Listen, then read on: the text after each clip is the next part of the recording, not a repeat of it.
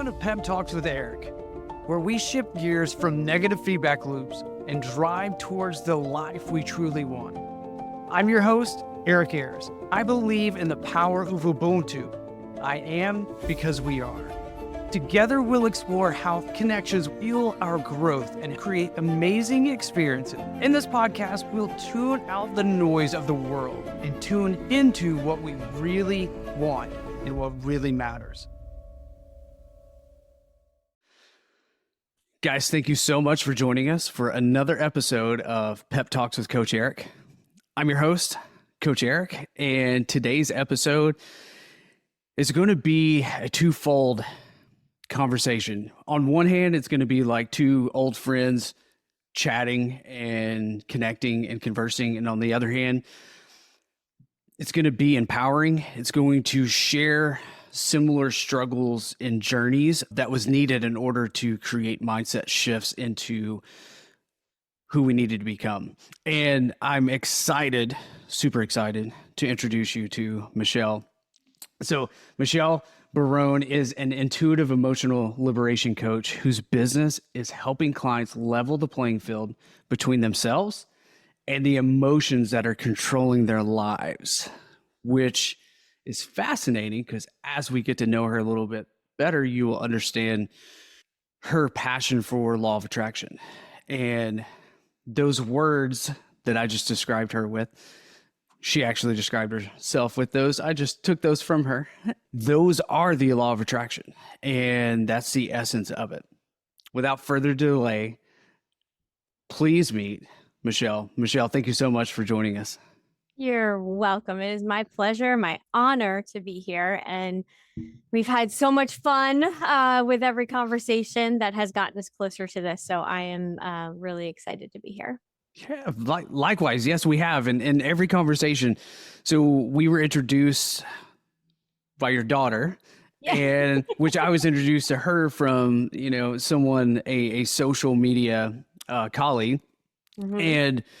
And it seems like each time we met, it was for a specific reason. And then the conversation pivoted into what it needed to focus on. And that's what I've loved about our conversation. So I think we met about healthcare, and then it turned into shamanism and law of attraction. And what I find fascinating every time we have a conversation, both of us leave with a book reference or like another resource for us to go and expand, not in the area of what we originally sought out to chat about. So I love that. So thank you for that.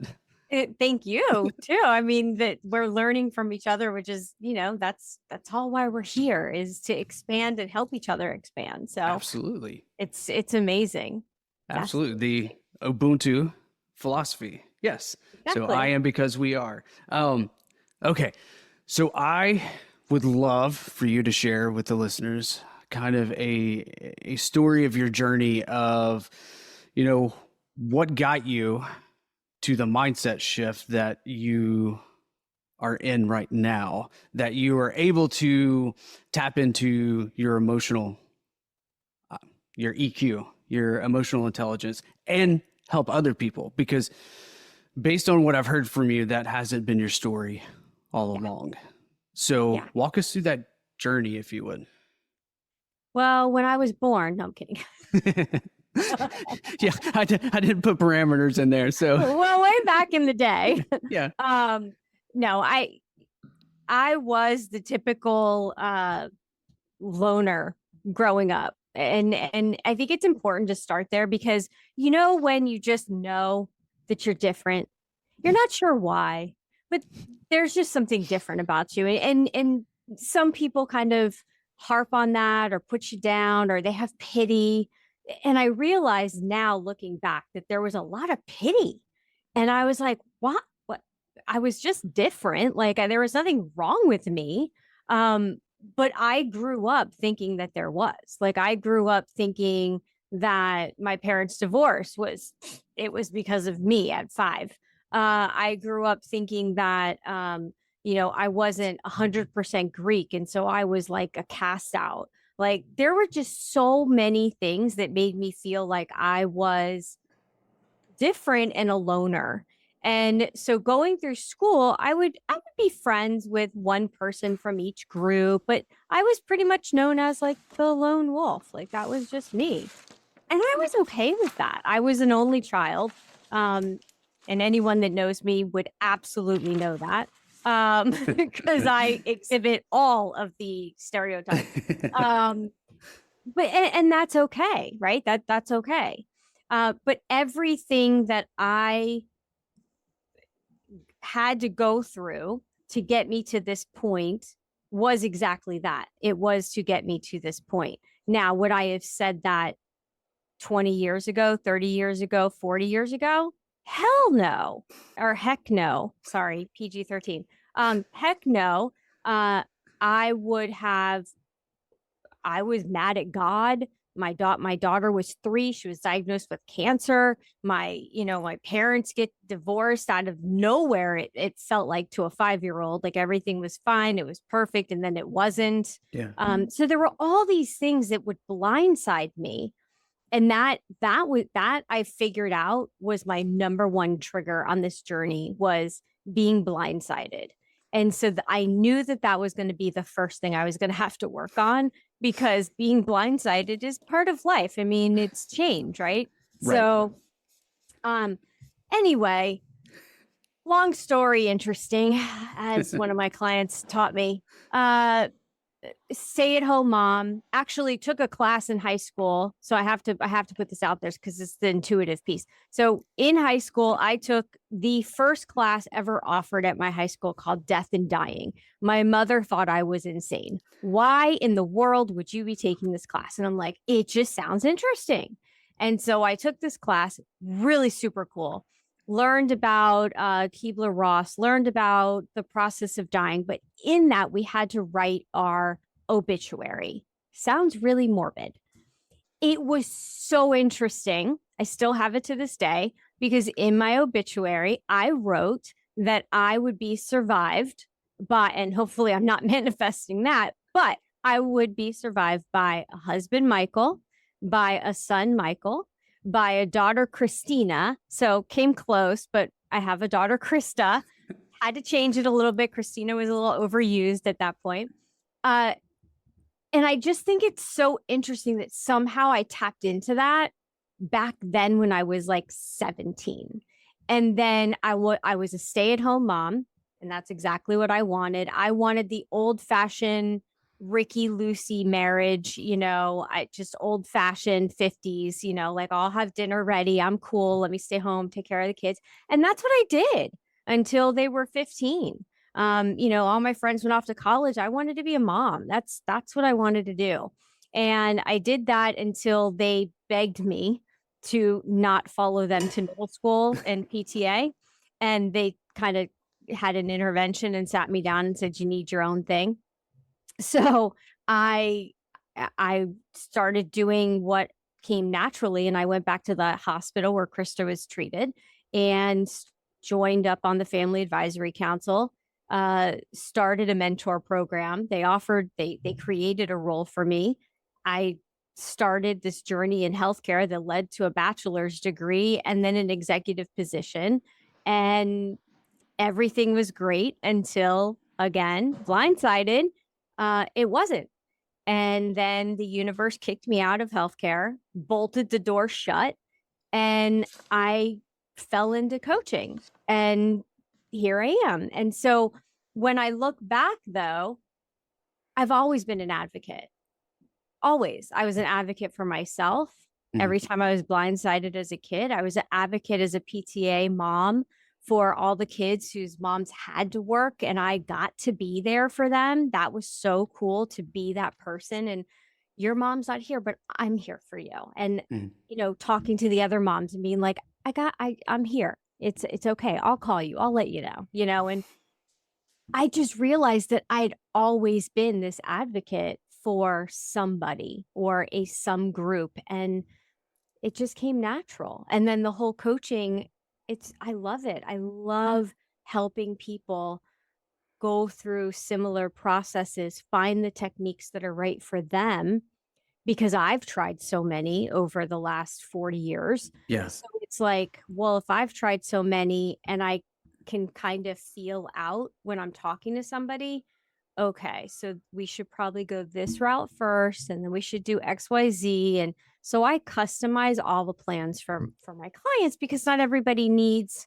something. They need something first before they can get here. And Yeah. and I kind of put the puzzle pieces together for them. Oh, beautiful.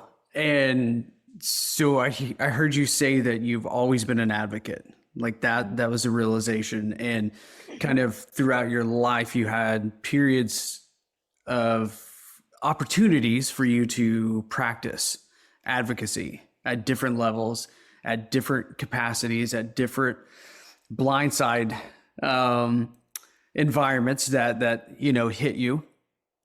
So ultimately, life gave you the ability to fine tune the advocacy skill, which then turned into coaching. Did I hear that correctly? Yes, yes. And I Perfect. think that the blindsided piece, excuse me, I think the blindsided piece helped me embrace chaos. I tell everyone, like, I love chaos. Everyone's like, what are you talking? Chaos is, and this really came full circle during the lockdowns, Mhm. because if you ask our family, like, everyone else is like, oh, that was the worst time ever. For us, it was great. Yeah. We stayed in our calm, and we allowed the chaos to circle around us and Yeah. just get crazy and spiral. Everybody was out of control, and we were just centered. We were grounded, and we had been doing a lot of work before then. So we had already started our practice, thank gosh. And there was a reason for that. And Yeah. again, we didn't know. We didn't know that, Right. but we were able to stay in the middle and just let the chaos circle around us, not get involved, not jump into that chaos or the quicksand, and just stand there and be the lighthouse. Because lighthouses don't go running around looking for people to save. Right. Right. They sit in their alignment and do what Yeah. they are to do. I love that analogy. And it's almost like, as you were saying that, I was taken back to, our family's experience through COVID. And it was very similar. It was, I always look at disruption as an opportunity for innovation and whatever that means. And the beauty of things that are disruptive that aren't people is there's no emotional attachment that we have to another human being. So it's way easier for us to innovate if we give ourselves permission to. So I like that. You're like, we've already been practicing. And then now we have this opportunity to say, well, what have we been practicing? Well, let's put it into action. Right. Mhm. And I love that because you still have the calm and you still recognize the energy around us. And the other reason why I don't like chaos, but I'm okay with it, is because it's moving energy. Stagnant energy does nothing but decay and create more death. Chaotic energy just needs to be managed and manipulated a little bit and parented to go on its way, right? In order to create what's needed. So that's super cool to sit in Hmm. that. It Yeah. kind of sounds like alchemy. Oh, it So does. It that's does. exactly what you're doing, is you're taking the tar, the mud, right? And you're transmuting that energy into gold, into exactly what you need it to be. And when you learn to tap into that chaotic energy and hone it and say, oh, you know what? I'm grabbing this, I'm grabbing this. And okay, now I can take the anger, right? I can take Mhm. anger, because that's power. Anger has powerful energy. And if you Yes. transmute it into something like with love, if you put some love into that anger issue and you can spin it and you can transmute it, all of a sudden you have innovation, you have motivation and momentum. That's what comes from it. And so that's what, oh, I just got goosebumps. And that's what I love helping people understand, is that every emotion that you have can be transmuted into what you need it for. Yes. You just have to be able to see it and notice it. And that means coming into your center and feeling it. Got to acknowledge. Yes, absolutely. And first book drop of the podcast today. If you want to learn more about this at an energetic level and how to help you let go of anything, the book Letting Go by Dr. David Hawkins illustrates that precisely in terms of energy. So he categorized energies on his map of consciousness. And anything below energy doesn't have enough energetic movement to do anything. It doesn't have enough oomph behind it. And anger is the first one that has the ability to transmute into something else. So if you're angry, don't continue creating more anger by being mad at yourself and unforgiving, but transmute that with love into whatever you want it to be. So thank you for bringing that up. I love that. And that goes into, you said something early on I would love to tap into a little bit. When you were 5, your parents divorced and you felt as though it was your fault. And you described it as taking on these things as your fault. So it's your paradigm was being created, not your will, but the will of others and the experience that you were in, the experiences that you were involved in, you were taking on as negative Michelle energy, so to speak. So did you ever realize this and have a pivotal moment to where you're like, I need to release this? Or was this something that was part of the process? So what is so interesting is, every experience we go through, good, bad, or indifferent. And I like to speak bumper speak. So if you hear a lot of bumper sticker speak, it's because I go there. But every experience is for us, and it's for us to learn a lesson. And when you start getting curious, instead of sitting in the gunk of it and in the quicksand and just going, oh, I just give up. I just can't. I don't know. And instead go, what is this supposed to teach me? What is this for? What am I supposed to gain from this? Now, did I do that at 5? No, I didn't do that at 5. However, my dad was in the hospital a couple of years ago, and I really started taking a look at, there were a lot of memories that were coming up. He was in ICU, and I was sending my half sister, I was sending her like songs that I remember we used to listen to, because he was a stay-at-home dad. And so he was the one painting murals on the wall and listening to Moody Blues. And, I'm probably aging myself, but whatever, I don't care. I'm 50 fun. I love it. And so I was thinking about all of that. And I thought about the moment when how crazy is it that my parents tell me they're getting divorced and then look at me and go, who do you want to live with at 5? And now I have to make this decision. So I stay at home with my dad. I'm like having fun. We like hang out. We plant a watermelon garden. It was fun. It was like, think of hippie. Like that was our life. My mom would go off to work and we would just like chill out all day. Yeah. And my mom really thought I was going to go with my dad. She really thought that I was going to say, I want to go live with dad. And I said, no, I want to go live with mom. And it shocked her. And so I really started thinking about this when he was in the hospital for some reason, with all the memories coming up. And I was like, that must have been really hard on him. And that was the first time I ever thought about that and said, what was that like for him to be turned down by his daughter when we were so close? And I mean, we were so close. Yeah. And then at some point, I was a teenager, 5th grade. I went to live with him for a short period. When he was in college, he was an older alumni. And I went to live with him and his new wife. And I came back for Thanksgiving and I said, I'm not going, when I come for Christmas, I'm bringing my stuff home, Mom. I'm not living there anymore. So that's two times I turned my father away. I never thought about that in my life. I always thought, oh, well, poor me. Like my dad left me. Mm, And then I went, but did he? But did he? Did he really? Or is that my perception? yeah. And when I was able to start looking at it from that perspective, I was like, oh, this is radical responsibility right here.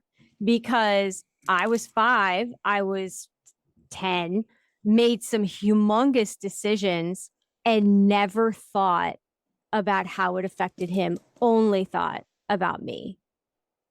And mind you, all the other adults also thought about me. Oh, you poor thing. And Right. so it fed into that. So once I was able to take the step back and realize that, I had a really good conversation with him and I apologized and I asked for forgiveness for him. Like, I must have really hurt you. And I've never thought about it until now. And I am so sorry. And release I released all of that negativity I had been carrying around with me, that people told me I should have. You were left and you've always been looking for a dad, that whole Yeah. thing. I was so much lighter afterwards, and we now have such a better relationship, and it's so different now because there's not that feeling of, you did me wrong or I did you wrong. It was just, okay, that happened, stunk. But look at all of the fun that we had. Look at all the good things that came out of it. Look at the songs that we love. I still listen to the same music, a lot of times, like when I want to feel that nostalgia and feel Yeah. good. Like that's my go-to, put on Doors, put on the Moody Blues. Like that's where I go. Right. And the other side to this coin is this needed to happen in order to create the aha moment, because we all know we all tell ourselves stories of the memories that we have, and the memories are what we believe them to be. They're not necessarily true, right? So that aha moment is like, oh my God, this is epic, and this will change the trajectory of my life. So that life was needed in order to have that aha moment, as profound as that is. Likewise, I had, really glad you're sharing this, because, and I wrote down radical responsibility because that is huge. Because a lot of times on this woke journey that we're on, this awakening, we start looking at all the things that, like, we're pulling ourselves away from situations or reviewing life, doing all these things. And it's about me, me, me, me, me. Like, what do I need to do? I need to do, I need to do. And it's what everyone has done to us that we've allowed. Right. But we very seldom flip it and say, well, what involvement did I have in this? And what do I need Yeah. to ask for forgiveness, to release, to ask, forgiveness ultimately. And I had a very similar situation. It was a cord cutting ceremony I was doing in a shamanic retreat. And as we're doing this, I was to ask and to say, please forgive me for anything that I have done in the situation. It was like, what? This whole time it was what you've done to me. So, and it's, to your point, it brings a totally different level of understanding to the situation. And all of a sudden, I'm sitting here in a huge, huge energy of empathy and compassion for myself and the people involved in this. And I don't know, it's automatically a direct connection to love through human connection. Like, you know what I mean? It's like absolutely. we're gonna get rid of all this stuff that doesn't matter anymore, and we're gonna get back down to human connection, and all the other stuff doesn't matter. So thank you for sharing that. That was beautiful. And here's the thing with forgiveness, because everybody gets a lot of pushback, and even I did in the beginning, when I learned about Ho'oponopono. So if you haven't read that book, there you go. There's another one. But learning about Ho'oponopono and that, you know, I'm sorry. I love you. Please forgive me. Thank you. And I'm like, what am I asking them for forgiveness? And it's like, but it's not about Yeah. that person. It's about you. Yeah. It's about you. I'm forgiving myself that I'm putting myself or that I allowed or that this situation happened. I'm releasing the heaviness that I've been carrying, and I forgive myself for carrying it for so long because it's done nothing but harm me. And also on the flip side, in my situation, what was it doing to my dad? I didn't know. Hmm. Did it hurt him as much as it hurt me? Heck yeah. But I didn't know that. I didn't think about it. Yeah. It was a bit selfish. So I had to forgive myself for being so selfish.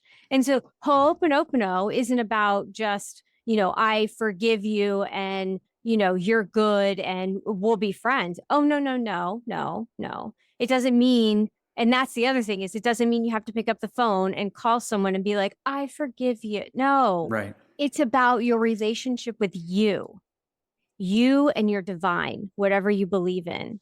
And that was a big turning point for me as well. And so was I think I said it to you, the soul in the is it the soul in this little sun or the little sun and the little soul in the sun and the little soul. It's an amazing little video. It's a book, and it's basically about us before we came down to earth going, I want to learn blank. So in my Yeah. case, I want to learn about chaos. Well, how are you going to learn about chaos unless you experience chaos? How are you going to learn forgiveness unless you experience forgiveness? So somebody has to be the bad guy Hmm. and create a situation that needs to be forgiven in order for you to learn that lesson. And so when I watched that and I let that sink in, well, then I was able to forgive some of the atrocities that did happen to me by men that should not have taken advantage of a younger girl. Hmm. And I was able to walk away. And you know what? They played their part really well. I must have asked them, and they must have been important to me that Hmm. they volunteered to come here to do those atrocities, and they played that part really well. Didn't call them up and say, "Hey, good job," but Right. the Right. point is that I was able to let it go on a completely deeper level. And Yeah. this does not happen in the beginning of an awakening journey, by the way. So I just want everyone to understand that this is like incremental. Hmm. You go one, everyone talks about the dang layer, right? You got to peel back the layer of the onions. It's true. Yeah. Yeah. It's Well, true. because how many years did it take us to grow those layers? Right. We have to peel those back. And your reference to what people play in our lives, oh, I love it. Wayne Dyer talked about it a lot as well. That was my introduction to it. And then book number 3 drop. Book 3 and 4, the 4 agreements and the 5th agreement. They kind of coincide. They talk about this. They talk about people are here to be in our plays. They are here to, sometimes they're here for a scene, sometimes they're here for a lot longer, Mhm. but sometimes they're villains. Sometimes they're villains, and all of a sudden they become the hero. Like it, they're playing the part that they're supposed to play if we allow that to, and we're playing that part as well. Right. We So are players in their story. absolutely, and so to your point, those guys who did you harm that taught you a lesson, you also played a part in their life as well. So if we can see this as a collective, not good and bad, not a whole list of dichotomies, but it is because it needs to be, because we learn through experience. And if you don't believe me, watch a toddler try to do anything in this world, whether it's walk, whether it's find a crayon or something, they are going to grab it, put it in their ear, their eye, their nose, their mouth, everywhere, because they're trying to figure out, how do I interact with What do I this? do with this? And that's what we do. that's what we do. It just becomes more entangled, energy entanglement and emotional entanglements, and it becomes a little more construct for us to have to dive into. So ultimately, I know you're about to say something. Give yourself permission to explore and give yourself permission to feel, because it's not bad and you didn't do anything wrong. Like Right. we don't need to blame self. We need to learn and continue loving self and move forward.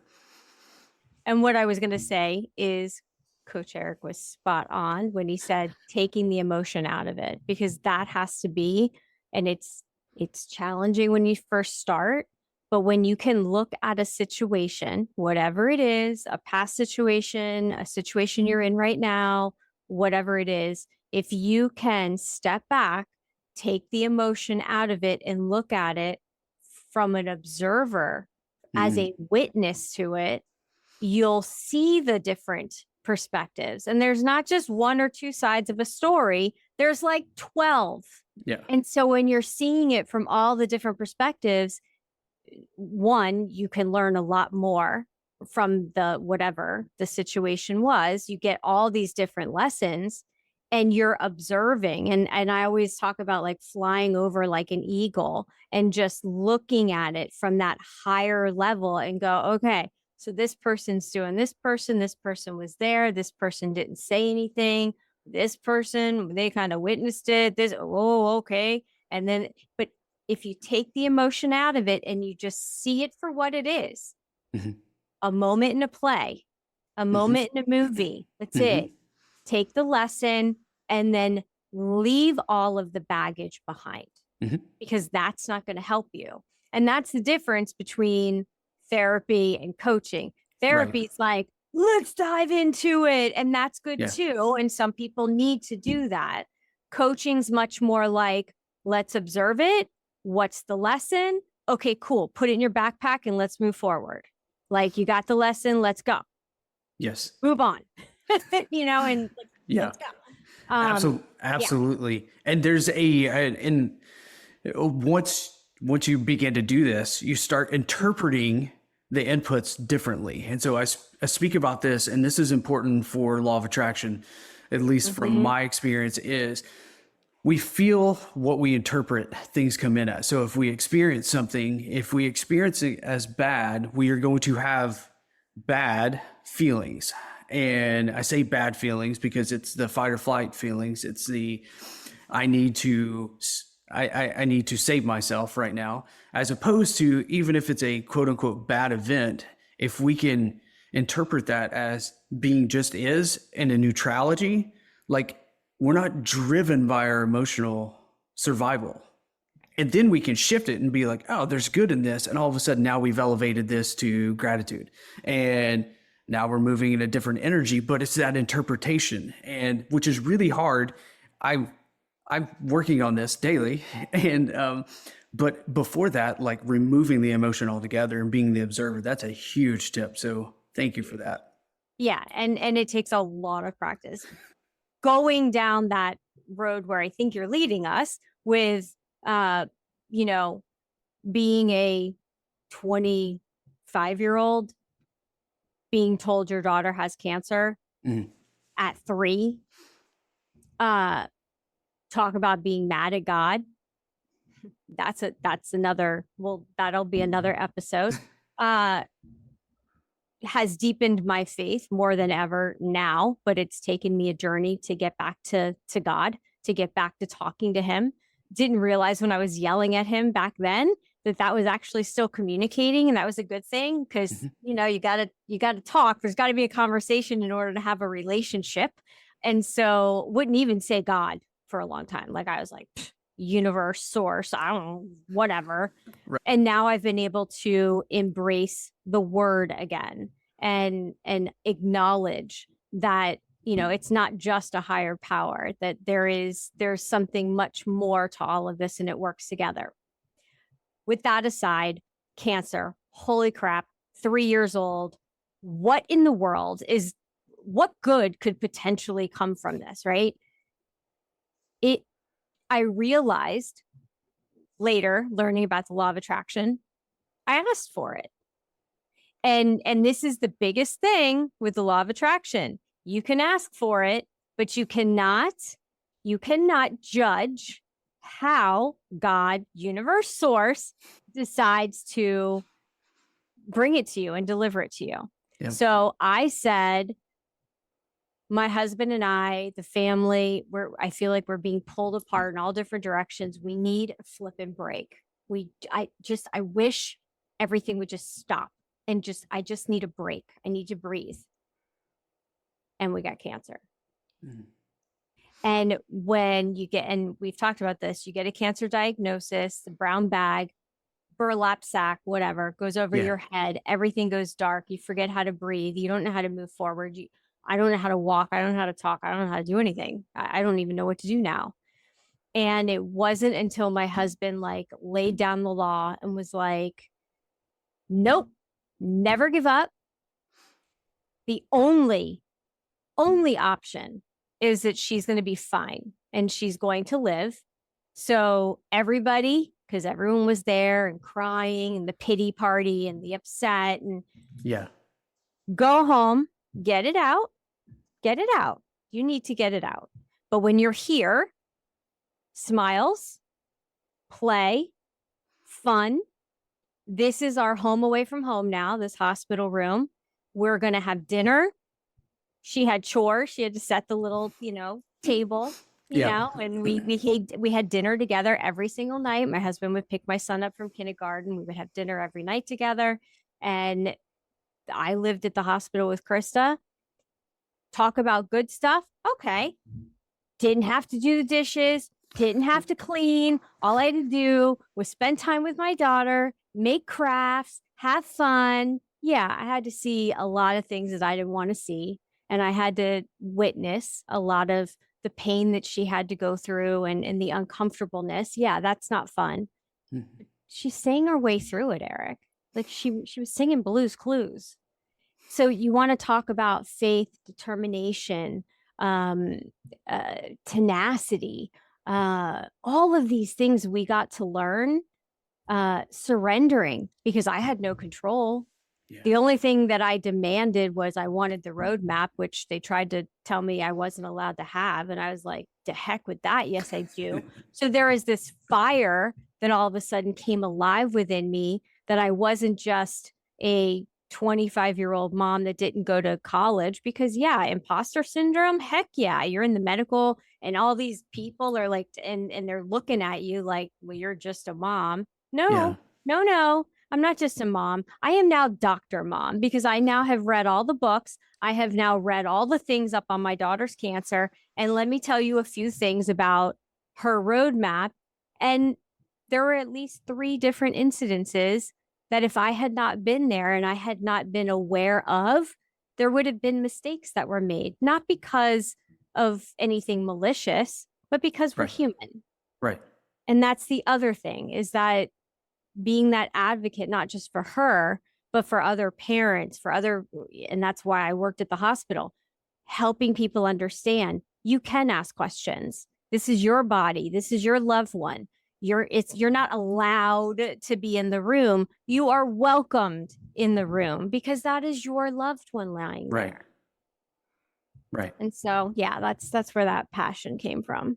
And that continued, right? That led into your healthcare journey. And I would like to share something with you that came to me as you were describing that, if you're okay with that. Of course. The way you described what you were able to do with your daughter when she was in the hospital was very similar to the way you described your experience with your dad. The fun aspects of it, almost like mirrored as a medicinal healing of energy from a parent to a child. So I never thought about it like that. But you're right. That's exactly what we did. We painted, we chilled. We listened to good music. Wasn't the Moody Blues, but I'll take Barney. And yeah. I mean, so at least she was singing I think you said Blues Clues, right? So at least it was blues kind of blues, right? Yeah. Oh, awesome. So how does your perception of I'm gonna call it, because it's not necessarily bad news. It's just like not the news we want to hear. If something comes up, what is the difference now versus then because of all of this experience through journeys? You acknowledge that you're having a moment, because when we get bad news, and we're like, you gotta have that moment and you gotta acknowledge it. And then you have to look a little deeper, give yourself some grace, but then look deeper and go, I don't really know if this is good or bad. And, it's like good, bad, we'll see. There's that old story they teach every coach to tell. And it's, good, bad, we'll see. And that's the attitude that you bring in. And it's like, okay, this was not what we want. This sucks. What can we do about it? What am I in control of? I can react and get really upset, which you may do. Mm-hmm. I've told you my mom passed away very unexpectedly in June. That was not my finest moment. Yeah. It was to say that I let my emotions out. Oh man, that was like a volcano of emotions erupting. And we had a very tumultuous relationship. We were very, very close. And then there were times we were very, very not close. And then we were very close. And I can look at it and go, okay, there were reasons why we had that argument, because it made her think of things differently.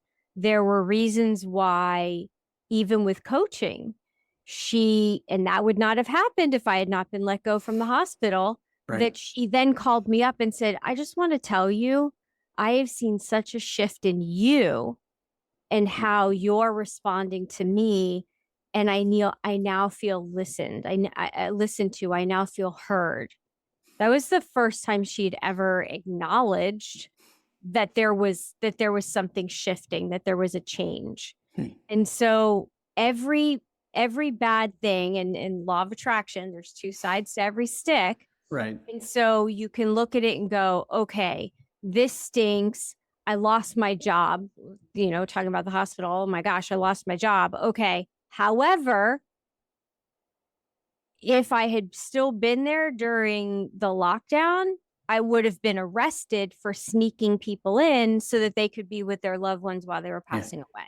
Yeah. Or there's a lot of things that I didn't agree with that were happening then. If I had still been in the hospital, it would have put me in a very bad situation. And I was already in a very bad situation that was becoming unhealthy for me.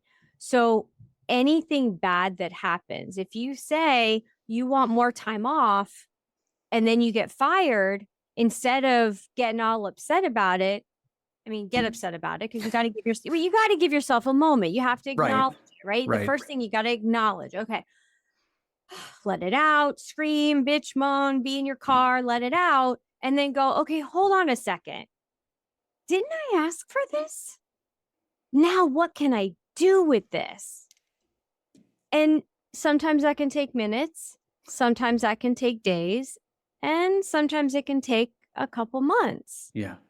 And that's okay. And that's the other part of, that's step 4 of law of attraction, is being okay with not being okay. Yeah. Because it's okay. It's okay to not be okay. That's part of the process. Yeah. Yeah, absolutely. And radical responsibility came to mind as you were describing that, because ultimately, I wanted to work from home and I wanted my dogs under my feet. Well, there's 3 dogs under my feet right now, and I am in my own office and I have control of my schedule. So I asked for this. Yeah. Be careful of your words. I once asked for more property. I want more property. I meant land. My husband got into antiquing. There you go. Those are property, right? It's items. Oh Yeah. my gosh, I have a whole shed of antiques. All right. We have to do another episode on law of attraction, Yes. because we didn't have time to dive deep into your obituary Yeah. and the power of writing things down. So I would add one more thing to in in addition to being really careful with your words, be really careful how you write them down and write them down from a state of already happened.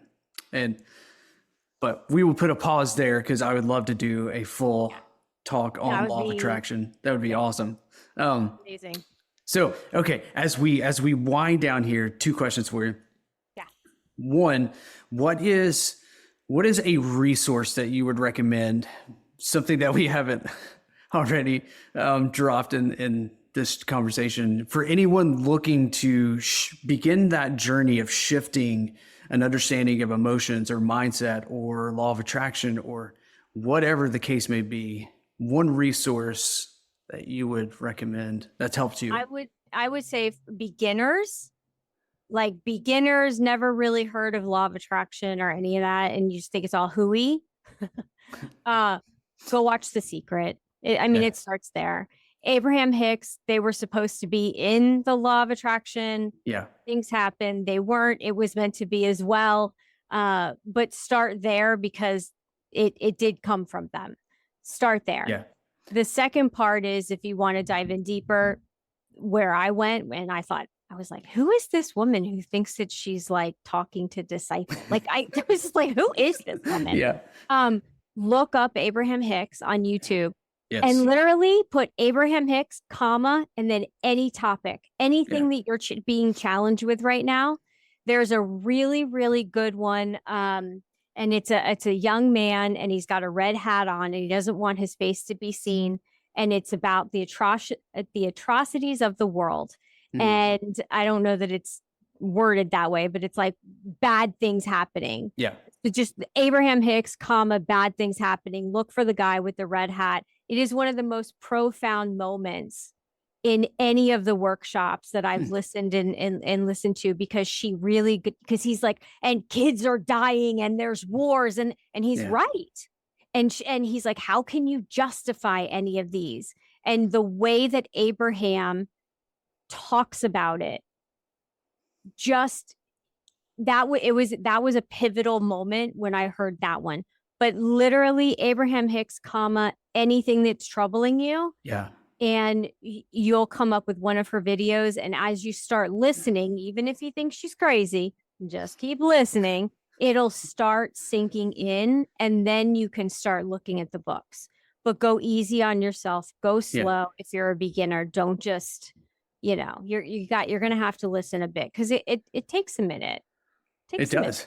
It does because we have to unlearn and relearn and we have to give ourselves permission to unlearn. And I will add one thing to that. Both of those, I think there was 3 tips that you gave there, 3 resources, The Secret, Abraham Hicks, and like be easy on yourself, go slow. And so in which I love that. I will add one more thing, and it's something that I learned way early on that helped me, especially I had to watch The Secret twice because the first time I got really mad. And I had no idea why. And then I figured out later why. We won't go into that. And then I watched it again. I want to know. I got really mad because people were so focused on, I want a new car. And it was I want. And there was I saw zero humanity in it. And I was like, wait a minute, this is just, and I saw it from a different lens and it was a previous self lens. And then I heard Wayne Dyer say, be open to everything and attached to nothing. And that ultimately became my mantra when I started learning new things. So I'm going to add that when you watch The Secret for the first time, when you listen to Abraham Hicks, which is one of the most valuable resources you could invest your time in. Be open to everything and attached to nothing. Go into it with the world of possibility and what you can learn from it. And you will come out a changed person. Even if you watch the same video 5 times, you will get a different insight each time. So Absolutely. I'll play a game and I'll just like turn on YouTube, and whichever one pops up Yeah. is the one I'm supposed to listen to that day. Yeah. And that's the other thing to remember, and then I'll stop. Because we said we were gonna go Yeah. forever. Yeah. We can.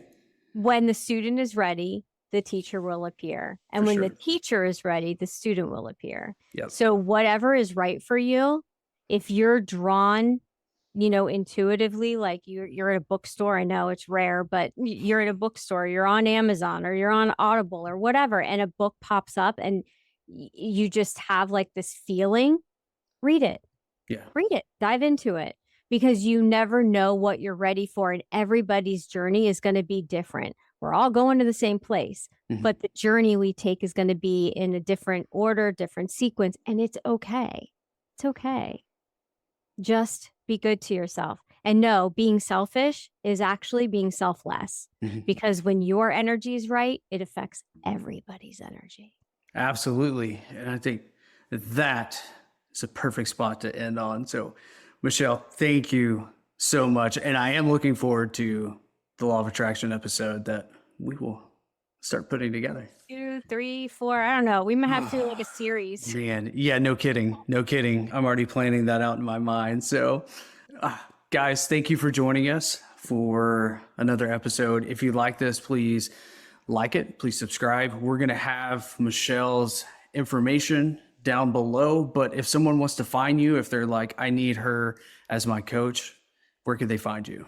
mokshagrace.com. I am actually doing a special that I'm releasing today on Moment of Presence at 12. I'm going to be recording, and it is about group coaching, and it's very, very affordable. I'm pretty sure I'm going to be adding a BOGO to it, so bring a friend.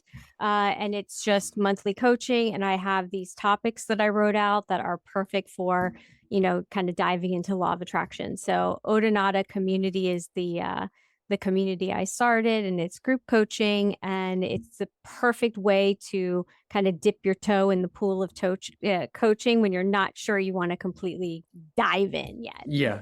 So. Oh, I love it. I would encourage you to reach out to her, and would also encourage you to invest in yourself. Begin to research the things that you're curious about. Become curious about it, research it. And what I find awesome on social media is you begin to allow the algorithm to work in your favor. So when you start looking for Abraham Hicks, you're going to start seeing more Abraham Hicks, and it's going to start coming up in your feed. And that's the beauty of it. Like, let the algorithm feed you life instead of take life from you by mindlessly scrolling. So start there, reach out to anyone that you can find. I'm here for you. Michelle's here for you. And until next time, be well, be love. Thank you for joining me on PEP Talks with Eric, where together we shift our focus, embrace connection, and drive towards a more fulfilling life. Remember, it's not just about where you're headed, but how you choose to travel along the way. As you continue your journey, know that you have the power to change lanes and focus on the path that leads to positivity, purpose, and connection. Let's stay connected and continue empowering your journey one commute at a time. Thanks again for tuning in, and I'll see you next time. And until then, be well, be loved.